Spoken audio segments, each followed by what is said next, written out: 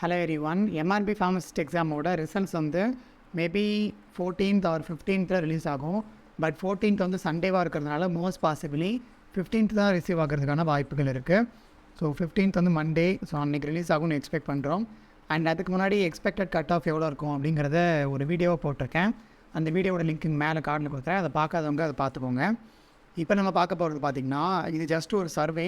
என்னோடய குரூப்பில் நியர்லி ஒரு 2000-3000 பீப்புள் வந்து டோட்டலாக என்னோடய குரூப்பில் வந்து லேர்ன் பண்ணியிருந்தாங்க இந்த எக்ஸாமுக்காக. அதில் இப்போ ரீசெண்டாக ஒரு சிலர் வந்து நான் ஸ்கோர் கேட்டிருந்தேன். அண்ட் அவங்களோட லைக் ஒரு ப்ரிடிக்ஷனுக்காக கட் ஆஃப் எப்படி வருது, எல்லாரோட மார்க்ஸ் எப்படி இருக்குது, ஸோ நமக்கு வந்து ஒரு எலிஜிபிலிட்டி ஸ்கோர் எவ்வளோவா இருக்கும் அப்படிங்கிறத செக் பண்ணுறதுக்காக அவங்ககிட்ட கேட்டிருந்தேன். ஸோ அதில் இப்போ ஒரு லைக் ஒரு 172 பீப்புள் வந்து அவங்களோட ஸ்கோர்ஸு, எக்ஸ்பெக்டட் ஸ்கோர்ஸு அண்ட் அவங்க எப்போ எழுதுனாங்க அதெல்லாம் போட்டிருக்காங்க. அதை பொறுத்து நம்ம சிவியாரிட்டி ஆஃப் எக்ஸாம் எப்படி இருந்துச்சு அப்படிங்கிறத பற்றி பார்க்கலாம். லைக் சிவியாரிட்டி எப்படி இருந்துச்சு, இதில் மேபி வந்து எவ்வளோ மார்க் எடுத்தால் வாய்ப்பு இருக்குது, அந்த மாதிரி ஒரு பேஸ்ட் ஒரு ப்ரிடிக்ஷன் தான். இன்றைக்கி 172 பீப்புள் அப்படிங்கிறது நாளைக்கு ஒரு 10,000 பீப்புள் 20,000 பீப்புளுக்கு மல்டிப்ளை பண்ணால் எப்படி இருக்கும் அப்படிங்கிறத ப்ரிடிக்ட் பண்ணுறதுக்கு தான் இந்த வீடியோ. ஸோ இப்போ பார்த்தீங்கன்னா ஃபஸ்ட்டு நான் அவங்ககிட்ட வந்து அவங்க நேமு, அப்புறம் அவங்க எந்த ஏரியா, அப்புறம் எக்ஸாம் எங்கே எழுதுனாங்க அப்படின்னு சொல்லி கேட்டிருந்தேன். Which institute you attended the exam அப்படின்னு கேட்டிருந்தேன். ஸோ அதில் நிறைய பேர் மோஸ்ட்லி பார்த்திங்கன்னா சேலம், ஈரோடு, நாமக்கல், அப்புறம் திருச்சி, இந்த மாதிரி நிறைய காலேஜஸ் மோஸ்ட்லி வந்து இந்த ஏரியாவில் நிறைய இருந்துச்சு. அப்புறம் கன்னியாகுமரியில் கொஞ்சம் பேர் இருந்தாங்க. ஸோ சும்மா ஜென்ரல் இன்ஃபர்மேஷன். அதுக்கப்புறம் விச் பேட்ச் ஆர் யூன்னு கேட்டிருந்தேன். ஸோ இதில் பார்த்திங்கன்னா ஈக்குவலாக தான் ஷேர் ஆகிருந்துச்சு. பட் 26th மார்னிங்கில் மட்டும் லெஸ் நம்பர் ஆஃப் பீப்புள் தான் எழுதியிருந்தாங்க. அதாவது 172ல் லெஸ். இப்போ 26th ஆஃப்டர்நூன் பார்த்திங்கன்னா இட்ஸ் ஈக்குவலி ஷேர்டு, கரெக்டாக 25%. 27th ஆஃப்டர்நூனில் 26.7%. 27 மார்னிங்கில் 26%. 26th மார்னிங்கில் 22%. ஸோ 26th மார்னிங்கில் தான் வந்து கம்பேரிட்டிவ்லி கொஞ்சம் கம்மியான பீப்புள் வந்து எழுதியிருந்தாங்க. ஸோ இதுலேருந்து நமக்கு என்ன தெரியுது அப்படின்னா 26 மார்னிங்கில் கம்மியாக எழுதியிருக்காங்க. ஸோ அந்த பேட்சில் இருக்கவங்களுக்கு வந்து போட்டியும் கம்மியாக தான் இருந்திருக்கும். ஸோ அதில் ஹை ஸ்கோர் எடுக்கிறவங்களும் கம்மியாக தான் இருப்பாங்க. அதனால் அந்த பேட்சில் கட் ஆஃபும் வந்து கொஞ்சம் கம்மியாக வரதுக்கான வாய்ப்பு இருக்குது. அதாவது அந்த பேட்சோட ஆவரேஜ் ஸ்கோர் வந்து கம்மியாக தான் வரும்.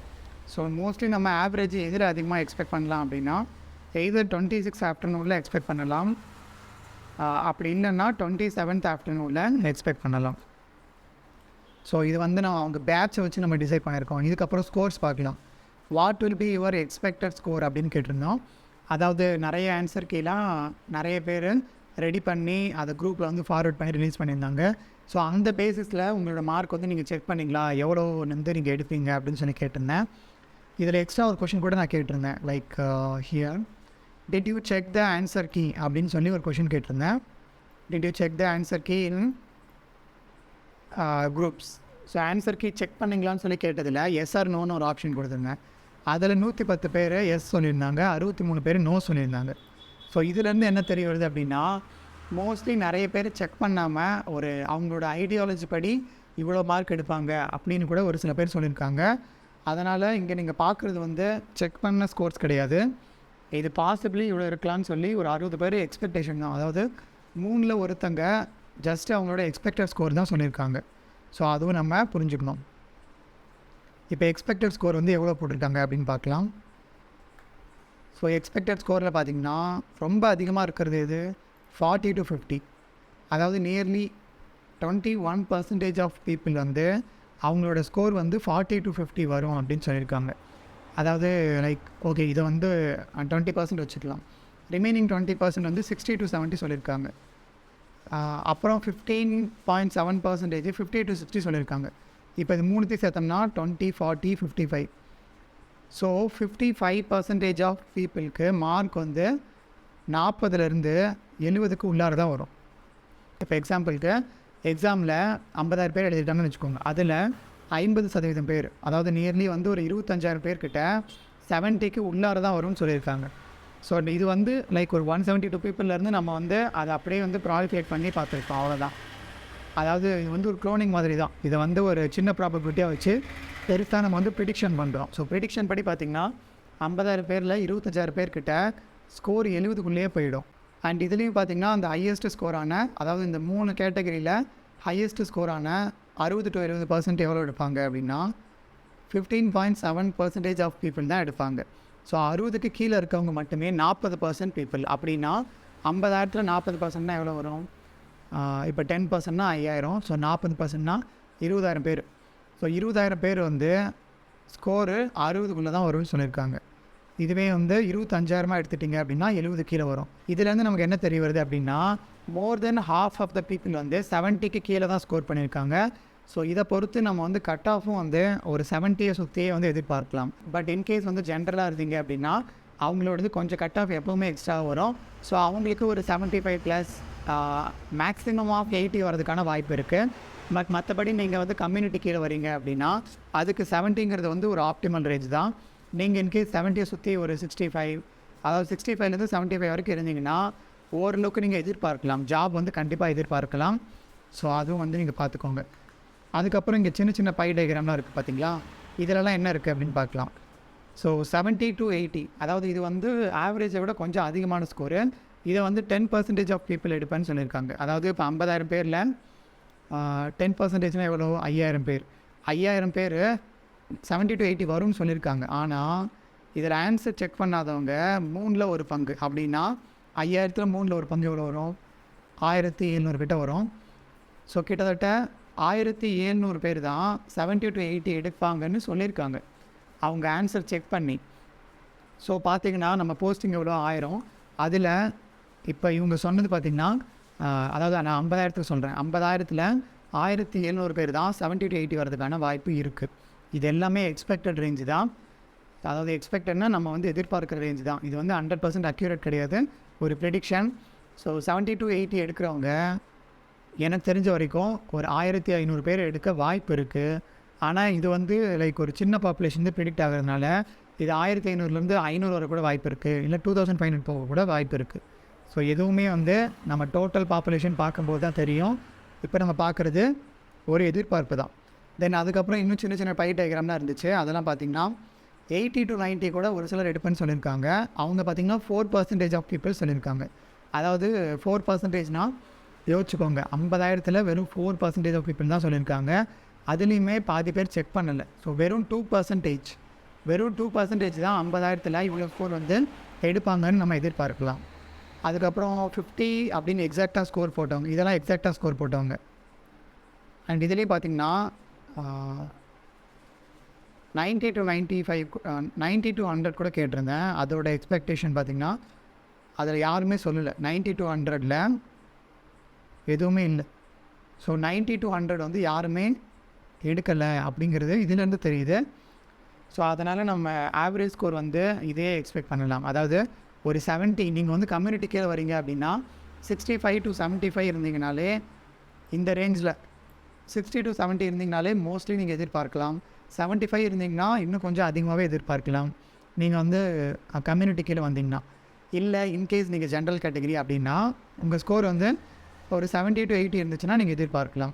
80 to 90 இருந்துச்சுன்னா நீங்கள் தாராளமாக உங்களுக்கு கிடைக்கிறதுக்கு நிறைய வாய்ப்பு இருக்குது. ஏன்னா இங்கே ஆல்ரெடி பார்த்துட்டோம், 80 to 90 எடுக்கிறவங்க வெறும் 4% பீப்புள் தான் சொல்லியிருக்காங்க. ஸோ 4%ங்கிறது 2% கூட மாறும். அதில் நீங்கள் செலக்ட் ஆகிறதுக்கான வாய்ப்புகள் ரொம்ப ரொம்ப அதிகம். ஸோ ஸ்கோர் பேசிஸில் பார்த்த வரைக்கும் இது வந்து எனக்கு தெரிய வந்துச்சு. நெக்ஸ்ட்டு கேட்டகரி வைஸ் பார்த்தோம்னா இப்போ அவங்களோட கம்யூனிட்டி படி கேட்டிருந்தேன். அதில் ரொம்ப அதிகமாக வந்து ரெஸ்பாண்ட் பண்ணியிருந்தது பிசி. ஸோ நியர்லி வந்து பாதி பேர் வந்து பிசி தான் இருந்தாங்க. அதாவது இங்கே போட்டிருக்க ஸ்கோர் இருக்கு இல்லையா, இதில் பாதிக்கு மேலே பிசி தான் வந்து, அதாவது பாதிக்கு கொஞ்சம் கம்மியான அளவு பிசி தான் வந்து இதில் இந்த ஸ்கோர்ஸில் வந்து போட்டிருக்காங்க. ஸோ மோஸ்ட்லி நீங்கள் பிசி கேண்டிடேட்டாக இருந்தீங்க அப்படின்னா உங்களுக்கு இந்த கட் ஆஃப் ரேஞ்ச் இப்போ நம்ம பார்த்தோம் இல்லையா, அது வந்து ரிஃப்ளெக்ட் ஆகிறதுக்கு நிறைய வாய்ப்புகள் இருக்குது. இன்கேஸ் நீங்கள் எம்பிசியாக இருந்தீங்க அப்படின்னா உங்களுக்கு 30% வாய்ப்பு இருக்குது. ஏன்னா 30% ஆஃப் பீப்புள் வந்து இதில் வந்து ஸ்கோர் மென்ஷன் பண்ணியிருக்காங்க. அதனால் ஃபஸ்ட்டு பிசிக்கு வந்து இது மோஸ்ட் அப்ரோப்ரியேட்டாக இருக்கும். அப்புறம் எம்பிசிக்கு போதுமான அளவு இருக்க வாய்ப்பு இருக்குது. எஸ்சி எஸ்டிக்கு ஒரு 20% இருக்கலாம். பட் இது ஜென்ரலுக்கு வந்து ரிஃப்ளெக்ட் ஆகாது. ஸோ மேபி ஜென்ரலுக்கு இதை விட ஸ்கோர் அதிகமாக தான் வரும். ஸோ நம்ம ப்ரிடிக்ட் பண்ணது கரெக்டாக தான் இருக்குது. நம்ம பார்த்தோம் இல்லையா, இதில் 80 to 90ல் பார்த்திங்கன்னா 4% தான் இருக்காங்க. ஸோ மேபி 80 to 90ல் ஜென்ரல் இருக்கிறதுக்கான வாய்ப்பு இருக்குது. ஏன்னா நம்ம பேசிக்காக பார்த்தோம்னா ஜென்ரல் வந்து எப்போவுமே ஸ்கோர் அதிகமாக தான் இருக்கும். அது எல்லாருக்கும் தெரிஞ்ச விஷயம் தான். ஸோ அவங்களோட பர்சன்டேஜ் வந்து ரொம்ப ரொம்ப கம்மியாக தான் இருக்கும். ஸோ இங்கேயே பார்த்தீங்கன்னா வெறும் 1% ஆஃப் பீப்புள் தான் ரிப்ளை பண்ணியிருந்தாங்க. ஸோ ஜென்ரல் வந்து நீங்கள் உங்களோட எக்ஸ்பெக்டட் ஸ்கோர் வந்து 80+ வச்சுக்கிறதே இட்ஸ் பெட்டர். பட் 75+ இருந்தீங்கன்னா நீங்கள் வந்து எக்ஸ்பெக்ட் பண்ணி பாருங்கள். பட் 80+ இருந்தீங்கன்னா நீங்கள் சேஃபுங்கிறது என்னோட ஒரு ப்ரெடிக்ஷன். ஸோ இதுதான் வந்து BC, MBC, SC, ST, then general, then BCM. So BC முஸ்லீம்ஸும் பார்த்திங்கன்னா 1% ஆஃப் பீப்புள் வந்து இதுக்கு ஓட் பண்ணியிருக்காங்க. ஐ மீன் இதில் ரெஸ்பாண்ட் பண்ணியிருக்காங்க. So anyway let's see. இது வந்து கேட்டகரி பேசிஸில் அவங்களோட டிஸ்ட்ரிபியூஷன் வந்து குறிக்கிறது. தென் இதுக்கப்புறம் what will be the expected cut off அப்படின்னு கேட்டிருந்தேன். அதாவது நீங்கள் என்ன கட் ஆஃப் எதிர்பார்க்குறீங்க அப்படின்னு சொல்லி அவங்ககிட்ட கேட்டிருந்தேன். இதில் நிறைய பேர் பார்த்திங்கன்னா 70, 80, 50, 60, 75 நோன்லாம் கூட ஒரு சிலர் போட்டிருக்காங்க. 65, 45, 55 நோ ஐடியா, 55 to 60, above 60, 80+, 90லாம் இருக்காதுன்னு தாங்க நினைக்கிறேன். இந்த ஸ்கோர் இருக்க வாய்ப்பு இல்லை. 20 not possible, 40 not possible, 70 to 80 maybe இருக்கலாம், 100 not possible, 70+, 62, 52 Tamil based. Tamil பேசிஸில் கட் ஆஃப் வருமா? வராது. Next 75 above, 65 to 70, 58 to 62, 45 to 50, 75 to 85 இந்த மாதிரி நிறைய ரேஞ்ச் போட்டிருக்காங்க. I don't accept anything about it. Government job pass 35%, don't know, pharmacist 90 above 80. So maybe இதெல்லாம் வந்து அவங்களோட ஒப்பீனியன் தான். மற்றபடி இதெல்லாம் வந்து நீங்கள் பெருசாக பார்க்க தேவையில்லை. என்னோடய எக்ஸ்பெக்டேஷன் படி ஒரு 65லேருந்து 75 வரைக்கும் கட் ஆஃப் வந்து நீங்கள் நார்மலாக எதிர்பார்க்கலாம். 65ங்கிறது கம்மி. மேபி ஒரு 70 to 80ன்னு வச்சுக்கலாம். மேபி கட் ஆஃப் வந்து ஒரு 70லேருந்து 80க்குள்ளார வரதுக்கு வாய்ப்பு இருக்குது. So let's see. In case exam ரொம்ப சீரியஸாக ரொம்ப டஃப்பாக இருந்துச்சு அப்படின்னா அது இன்னுமே குறையிறதுக்கு கூட வாய்ப்பு இருக்குது. அதுவும் நம்ம பொறுத்திருந்தால் பார்க்கணும். ஸோ அவ்வளோதான். இதை ஜஸ்ட் உங்களுக்கு வந்து இந்த வீடியோவில் கிளியராக சொல்லணும் அப்படின்னு நினச்சேன். நிறைய பேர் வந்து யூடியூப் கமெண்ட்ஸில் கட் ஆஃப் எவ்வளோ இருக்கும் அப்படின்னு சொல்லி கேட்டிருந்தீங்க. ஸோ அதுக்கு இது வந்து ஒரு ப்ரிடிக்ஷனாக தான் சொல்லியிருக்கேன். ஸோ இதை வந்து நீங்கள் மேபி எக்ஸ்பெக்ட் பண்ணலாம். அண்ட் எப்படியும் ஆன்சருக்கு மண்டே மோஸ்ட் பாசிபிளி ரிலீஸ் ஆகிடும். அது ரிலீஸ் ஆனதுக்கப்புறம் எல்லோரும் பார்த்துட்டு இதே மாதிரி நான் இன்னொரு ஃபார்ம் வந்து ரிலீஸ் பண்ணுறேன். அதில் உங்களோட ஸ்கோர்ஸ் எல்லாம் நீங்கள் செக் பண்ணி போடுங்க. ஸோ தட் நமக்கே வந்து தெரிய வந்துடும் எந்த ரேஞ்ச் வந்து கட் ஆஃபாக இருக்கும் அப்படிங்கிறது பின்னாடி தெரிய வரும். So this is it for this video. And இந்த வீடியோ உங்கள் ஃப்ரெண்ட்ஸ் யாருக்கா ஹெல்ப்ஃபுல்லாக இருக்கும்னு நினச்சிங்கன்னா அவங்களுக்கு மறக்காமல் ஷேர் பண்ணுங்கள்.